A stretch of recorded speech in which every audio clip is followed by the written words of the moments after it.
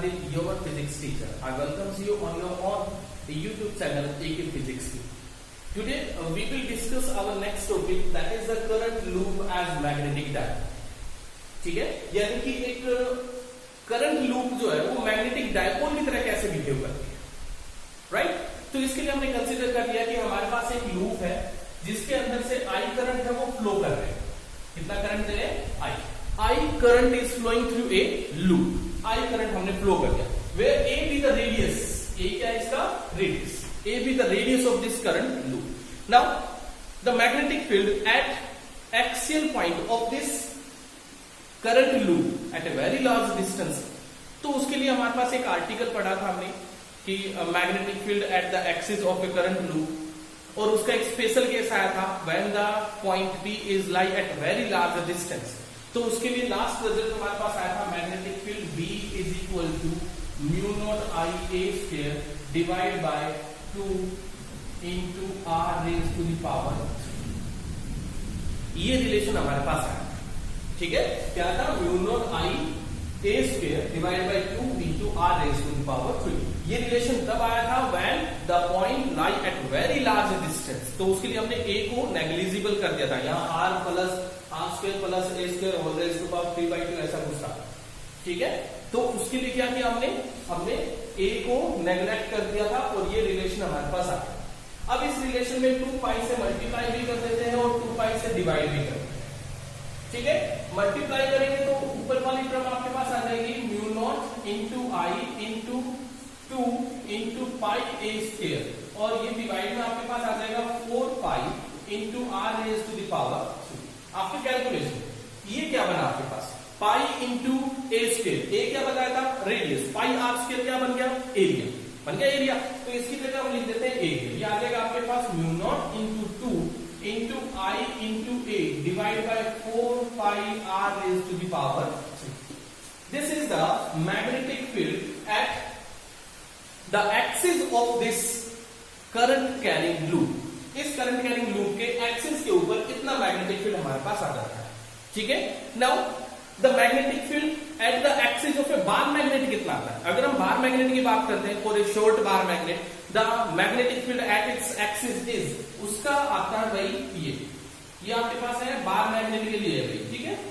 M लिखा है, M stand for bar magnet, okay? और ये करंट लूप की वजह से था. तो मैग्नेट की वजह से एक्सिस के ऊपर मैग्नेटिक फील्ड कितना होगा? That is equal to mu naught upon 4 pi into 2 into M and divide by R raise to the power 3, ठीक है? हमने इनको नाम दे दिया इक्वेशन फर्स्ट और सेकंड. अब आप लोग यहां से देखिए इक्वेशन फर्स्ट और सेकंड को जब हम कंपेयर करेंगे तो हमें क्या मिलेगा? जब इनको कंपैरिजन किया गया तो ये जो m है वो I इंटू ए के बराबर मिला. m का मतलब क्या होता है? m का मतलब होता है डायपोल मूवमेंट. m क्या होता है? Dipole movement. इस रिलेशन के लिए वीडियो हमारे पास है, और जिसने भी ये रिलेशन नहीं किया या वीडियो नहीं देखी इससे पहले वाली, वो वीडियो आप डिस्क्रिप्शन में जाके देख सकते हैं, ठीक है? उसका लिंक आपके पास डिस्क्रिप्शन में जरूर मिल जाएगा. So magnetic dipole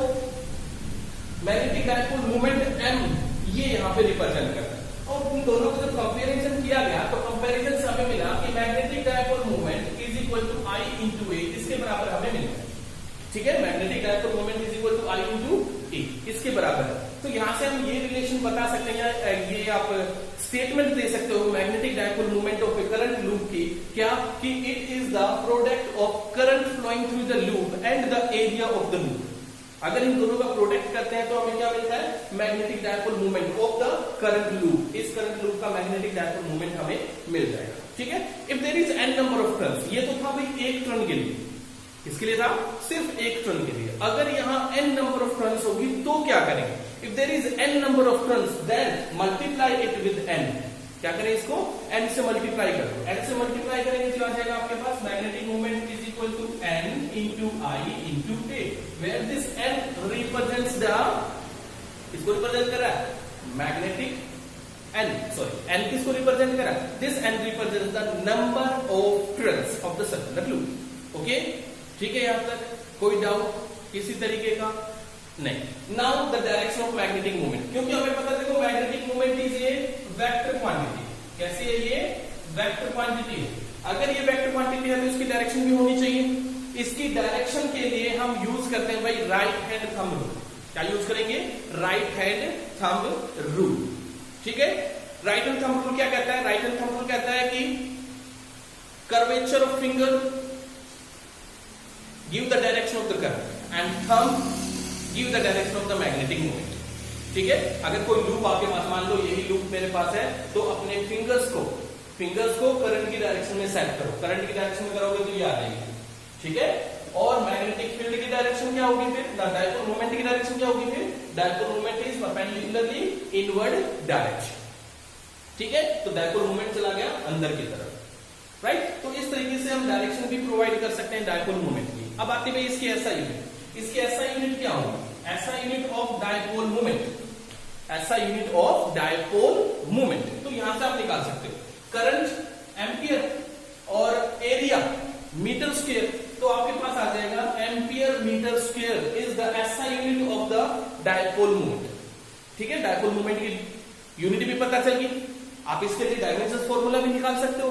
dimension formula अगर आप निकालोगे तो ये आ जाएगा आपके पास एम्पियर का ए हो गया और इसके लिए एल स्क्वायर आ जाएगा। This is the dimensional formula for the magnetic dipole moment. ठीक है, ठीक है, यहां तक any doubt? No doubt, very good. चलिए, इसके बाद हमारे पास आता है भाई क्लोक रूल। एक क्लोक रूल भी है जिसकी वजह से हम डायरेक्शन ऑफ डायपोल मोमेंट दे सकते हैं भाई। वैसे एक्चुअली अगर किसी बार मैग्नेट के डायपोल मूवमेंट की बात की जाए तो वहां पर डायपोल मूवमेंट की डायरेक्शन होती है साउथ से लेकर नॉर्थ तक। ठीक है, direction of magnetic dipole movement for a bar magnet क्या होती है? डायरेक्शन साउथ से नॉर्थ की तरफ चलते हैं। ठीक है, अब यहां मैं बात करता हूं भाई क्लोक रूल की। तो क्लोक रूल देखो हमने पहले भी पढ़ा है। क्लोक रूल क्या कहता है? क्लोक रूल कहता है कि if the direction of current is clockwise, कौन सी डायरेक्शन? क्लॉकवाइज, तो वो क्या होगा? साउथ पोल को रिप्रेजेंट करेगा लाइक दिस।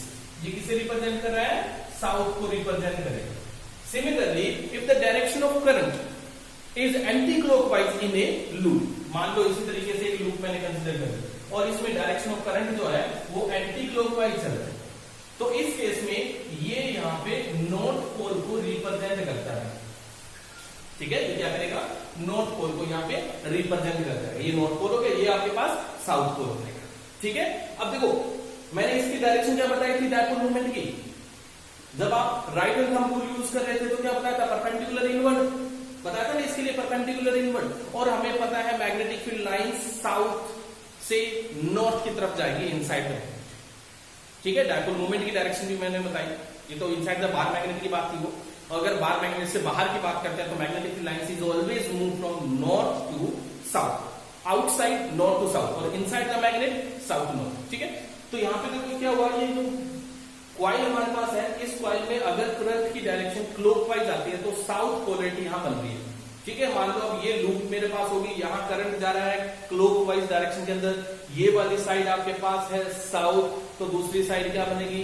नॉर्थ। ठीक है, डायरेक्शन ऑफ डायपोल मूवमेंट क्या बताया था? साउथ से नॉर्थ की तरफ। ये साउथ था और इस तरफ है नॉर्थ, तो अंदर की तरफ जाएगी ना, अंदर की तरफ, साउथ से नॉर्थ की तरफ जाएगी तो इन साइड में चली जाएगी। राइट, क्या जाएगी? इन साइड में। और वही चीज हम राइट हैंड थंब रूल से भी पता कर रहे थे। ठीक है, चलिए ये तो था भाई हमारे पास डायपोल मूवमेंट के लिए। अब चलते हैं अपने नेक्स्ट टॉपिक के ऊपर। Our next topic is magnetic movement of the revolving electron in an orbit. ठीक है, जैसे कि आपने एटम के बारे में थोड़ा बहुत तो पढ़ा होगा कि एटम के अंदर इलेक्ट्रॉन्स जो है वो न्यूक्लियस के बाहर रिवॉल्व करते रहते हैं। ठीक है, अब उस इलेक्ट्रॉन का, क्योंकि वो एक चार्ज पार्टिकल है और चार्ज पार्टिकल सर्कुलर पाथ में है, as you know that electron अगर चल रहा है तो वहां करंट भी जनरेट होगा। चार्ज पार्टिकल अगर फ्लो कर रहा है तो करंट भी जनरेट होगा। तो आपको वहां पर उस करंट लूप की मैग्नेटिक फील्ड फाइंड आउट करनी है। ठीक है, तो ये करेंगे अब अभी नेक्स्ट टॉपिक है। Okay, our next topic is magnetic dipole moment of revolving electron. हमने कंसीडर कर लिया कि कोई इलेक्ट्रॉन है और ये इलेक्ट्रॉन रिवॉल्व कर रहा है इन ए ऑर्बिट। ठीक है, एटम का जैसे हमने पढ़ाया था कि एटम के अंदर जो इलेक्ट्रॉन्स है वो न्यूक्लियस के बाहर रिवॉल्व करते हैं, तो ऐसे हमने एक इलेक्ट्रॉन कंसीडर कर लिया। इलेक्ट्रॉन की डायरेक्शन है भाई ये, that is in anti clockwise direction. ये एंटी क्लॉकवाइज डायरेक्शन में इलेक्ट्रॉन है वो रिवॉल्व कर रहा है, तो करंट की डायरेक्शन क्या होगी? Obviously clockwise, opposite. To the direction of electron. ठीक है, तो करंट की डायरेक्शन यहाँ पे क्या होगी, क्लॉकवाइज डायरेक्शन हो जाएगी करंट की। और क्लॉकवाइज के हिसाब से अगर आप right hand thumb rule use कर रहे हो तो डाउनवर्ड डायरेक्शन में डायपोल मूवमेंट की डायरेक्शन आपके पास आ जाएगी। ठीक है, नाउ इलेक्ट्रॉन मूवमेंट कर रहा था on in this circular orbit in anti clockwise direction. इसकी वेलोसिटी की डायरेक्शन ये होगी एट एनी पॉइंट। ठीक है, किसी भी पॉइंट पे अगर वेलोसिटी डायरेक्शन निकालनी है तो ड्रॉ द टेंजेंट, वो हमें वेलोसिटी की डायरेक्शन प्रोवाइड कर देगा। Right, now current I is equal to, as you know that current is equal to charge per unit time, right? तो चार्ज आपके पास हो गया भाई E पर यूनिट टाइम के लिए मैंने ले लिया T। T भी the time period of the electron. Time period मतलब कंप्लीट रिवॉल्यूशन के अंदर जो भी टाइम उसे लगा था वो टाइम पीरियड हो गया उसका। ठीक है, the time taken to complete the one revolution, एक रिवॉल्यूशन में विद द वेलोसिटी v। जब एक रिवॉल्यूशन पूरा करेगा तो कितना डिस्टेंस ट्रेवल करेगा, 2 पाई r का, वेलोसिटी v, तो टाइम पीरियड निकाल सकते हैं। वेरी गुड, तो टाइम पीरियड यहां आ जाएगा that time period is equal to total distance divide by, बताइए जल्दी से, टाइम पीरियड क्या आ जाएगा, total distance 2 pi r divide by, ठीक है, डिवाइड बाय, ओके, सही है, जल्दी से बताओ, मैंने कुछ गड़बड़ कर दी है, जल्दी से बताओ क्या हुआ। वेरी गुड, बिल्कुल सही है, सही तो है। ठीक है, velocity is equal to distance per unit time होता है। ठीक है, तो आपके पास आ जाएगा time period is equal to this, put the value of T here, यहां टी की वैल्यू रख दो। टी की वैल्यू रखेंगे तो करंट आई किसके बराबर हो जाएगा, current I is equal to E V divide by 2 pi R. ठीक है, यहां तक ये आ गया हमारे पास करंट आई की वैल्यू इन दिस ऑर्बिट। इस ऑर्बिट में कितना करंट यहां से फ्लो कर रहा है। मैग्नेटिक डायपोल मोमेंट हमें निकालना है, तो magnetic dipole moment of a current loop is the product of current and area of the loop. अब करंट तो हमने निकाल दिया, एरिया और निकाल लेते हैं। ठीक है, let R be the radius, हम इसकी रेडियस कितनी ले रहे हैं, आर, जो कि हम पहले भी यूज कर चुके हैं। Let R be the radius, अगर रेडियस आर है तो एरिया क्या होगा, pi R square, put here, तो ये आपके पास आ जाएगा area A is equal to pi R square. तो डायपोल मोमेंट कितना हो जाएगा, that dipole moment is equal to I into A which is equal to E B divide by 2 pi R और into pi R square. Pi से pi cancel हो गया, एक are से आर भी कैंसिल हो गया, then the dipole moment is equal to, L stand for loop, ठीक है, dipole moment of the loop is equal to EV divide by EVR divide by 2।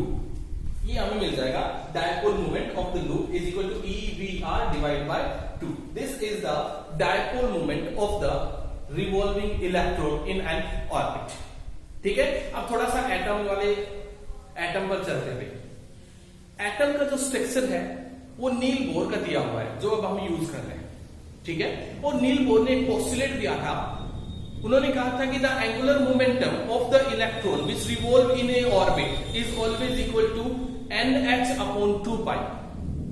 साथ में बोला था कि electron revolving in a orbit, that orbit do not loss its energy, that's why the orbit is known as the, उस ऑर्बिट को एक नाम दिया गया था and the name of the orbit is stationary orbit. क्या नाम दिया गया उसे, स्टेशनरी ऑर्बिट, जिसमें वो अपनी एनर्जी को लॉस नहीं करता है।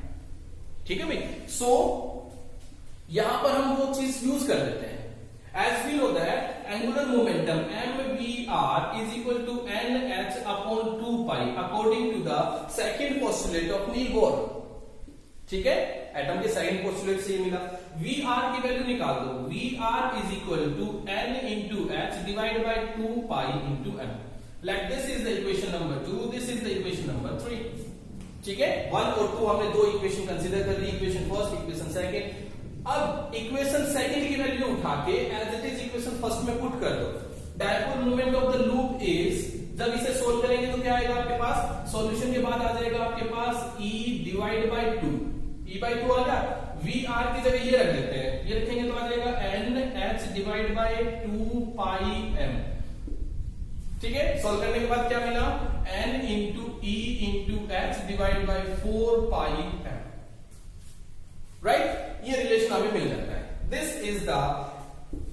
This is the magnetic moment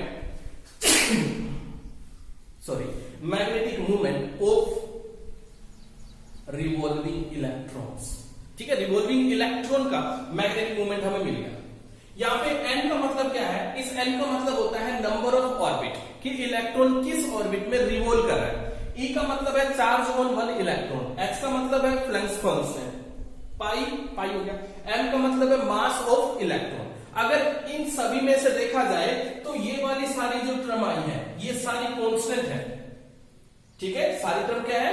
constant. और अगर हम सभी टर्म्स की वैल्यू लिखें और वैल्यू पुट करके इसको सोल्व करें तो हमें एक कांस्टेंट वैल्यू मिल जाती है। इफ यहां पे मैं कह देता हूं भाई if n is equal to 1, अगर n इज इक्वल टू 1 रखते हैं तो डायपोल मोमेंट क्या बन जाएगा? That dipole moment is equal to किसके बराबर होगा? Is equal to E H divide by 4 pi m। Put all the value. E की वैल्यू आपके पास 9.1 10 की पावर माइनस 31, H की value 6.67 into 10 raise to power minus 34 divide by 4 into pi 3.14 into यहां गड़बड़ हो गया भाई, चार्ज ऑन इलेक्ट्रॉन आएगा 1.6 10 की power minus 19। Here is mass of the electron 9.1 into 10 की पावर माइनस 31। आफ्टर सॉल्विंग, जब इस पूरे को सोल्व कर लेंगे, कंप्लीटली सोल्व करेंगे तो हमें मिलेगा after solving it we get 9.27 into 10 की power minus 24 ampere metre square. After solving it we get this, यानी कि ये हमारे पास मैग्नेटिक मूवमेंट एक इलेक्ट्रॉन के रिवॉल्विंग की वजह से मिलेगा। लेकिन क्या है कि ये इलेक्ट्रॉन फर्स्ट ऑर्बिट में ही रिवॉल्व करना चाहिए, फर्स्ट ऑर्बिट में इसका रिवॉल्यूशन ये बनेगा हमारे पास। ठीक है, तो ये बनता है भाई magnetic moment of a revolving electron in first orbit. This is the minimum angular minimum magnetic movement of a revolving electron. Minimum है, सबसे कम इतना हो सकता है, इससे कम मैग्नेटिक मूवमेंट किसी रिवॉल्विंग इलेक्ट्रॉन का नहीं हो सकता, क्योंकि ये फर्स्ट ऑर्बिट का है, जीरो ऑर्बिट होती नहीं है, नेगेटिव ऑर्बिट जाती है। ठीक है, इसके बाद अगर देखेंगे इसके बाद तो नंबर ऑफ ऑर्बिट जैसे जैसे बढ़ेगी मैग्नेटिक मूवमेंट भी बढ़ता चला जाएगा। जो ये मिनिमम मैग्नेटिक मूवमेंट हमें मिला है इसको एक नाम दिया गया, दैट इज द बोर मैग्नेटम। क्या नाम इसका? बोर मैग्नेटम, जिसको B से रिप्रेजेंट कर देते हैं। तो ये आपके पास आ जाएगा Bohr magneton is equal to 9.27 into 10 की power minus of 24 ampere metre square. This is the magnetic movement, minimum magnetic movement of a revolving electron in the orbit. Okay, इसके बाद आता है हमारे पास next Gauss theorem. Gauss theorem in magnetism. Magnetism के अंदर Gauss theorem को किस तरीके से आप एक्सप्लेन करोगे, किस तरीके से हम उसे स्टेटमेंट उसकी किस तरीके से हम दे सकते हैं, कहां उसका यूज कर सकते हैं। इलेक्ट्रोस्टैटिक वाली गॉस थ्योरम में और मैग्नेटिज्म वाली गॉस थ्योरम में क्या फर्क है, दोनों में अंतर क्या है, ये सब कुछ हम यहां पे देखेंगे। ओके, ये सब है नेक्स्ट आर्टिकल के अंदर, राइट। सो नेक्स्ट आर्टिकल पे चलते हैं। सो अपना नेक्स्ट टॉपिक आता है भाई गॉस लॉ इन मैग्नेटिज्म। ठीक है, गॉस लॉ इन इलेक्ट्रोस्टैटिक की मैं थोड़ी सी बात करता हूं कि इलेक्ट्रोस्टैटिक्स के अंदर गॉस लॉ हमने पढ़ा था, उसमें क्या था? उसमें हमने कहा था कि the surface integral of the electric field E dot ds, the surface integral of the electric field over a closed loop is always equal to 1 by epsilon naught times of the total charge। ठीक है, ये relation हमारे पास आया था Gauss law in electrostatics के अंदर, right. ये तब हमने लिया था जब किसी क्लोज लूप के अंदर एक चार्ज है वो रहता है। अब सपोज करके देखो, क्लोज लूप है और उसके अंदर हमने कोई इलेक्ट्रिक डायपोल डाल दिया। क्या रख दिया? Electric dipole. तो उस केस में ये रिलेशन क्या बन जाएगा? अगर यहां कोई इलेक्ट्रिक डायपोल हम रख देते हैं तो इलेक्ट्रिक डायपोल के कारण E डॉट ds यानी कि फ्लक्स, ठीक है, E डॉट ds का मतलब क्या है? फ्लक्स। और ये कौन सा फ्लक्स है? इलेक्ट्रिक फ्लक्स है। तो E डॉट ds यानी कि इलेक्ट्रिक फ्लक्स जो है वो 0 के बराबर हो जाएगा। 0 के बराबर होगा, पता है क्यों? क्योंकि अगर मेरे पास डायपोल है तो उसमें प्लस और माइनस दोनों चार्ज होंगे, इक्वल होंगे। ठीक है, डायपोल का मतलब तो आपको पता ही है, equal and opposite charge separated by small distance, dipole हो गया। तो यहां पर डायपोल हुआ तो टोटल चार्ज 0। क्यों 0? तो ये भी क्या होगा? 0, राइट। यही चीज इलेक्ट्रोस्टैटिक्स के मैग्नेटिज्म के अंदर आ जाती है, क्योंकि मैग्नेटिज्म के अंदर एक मैग्नेट सिंगल पोल तो एग्जिस्ट करता ही नहीं है, सिंगल पोल में तो रह ही नहीं सकती, हमेशा क्या होगा, दो पोल होंगे, और दोनों पोल हमेशा क्या होंगे, इक्वल पोल स्ट्रेंथ के रहेंगे, और दोनों पोल अपोजिट नेचर के रहेंगे, एक साउथ है तो दूसरा कौन सा होगा, नॉर्थ, ठीक है, दोनों के सेम पोल स्ट्रेंथ। तो क्या हुआ, मैग्नेटिज्म के अंदर हमेशा मैग्नेटिक डायपोल ही रहता है, सिंगल पोल एग्जिस्ट ही नहीं करता। इसलिए गॉस थ्योरम मैग्नेटिज्म में क्या कहता है कि the surface integral of the magnetic field over the closed loop is always equal to 0, is always equal to 0, as we know that B dot ds, or we can say surface integral of magnetic field is flux और कौन सा, magnetic field का, is equal to क्या होगा, 0, ठीक है। तो Gauss theorem हमें बताता है कि मैग्नेटिज्म के अंदर जो फ्लक्स है वो हमेशा 0 के बराबर रहता है। अब यहां से देखो तीन चीजें हमें पता चलती है।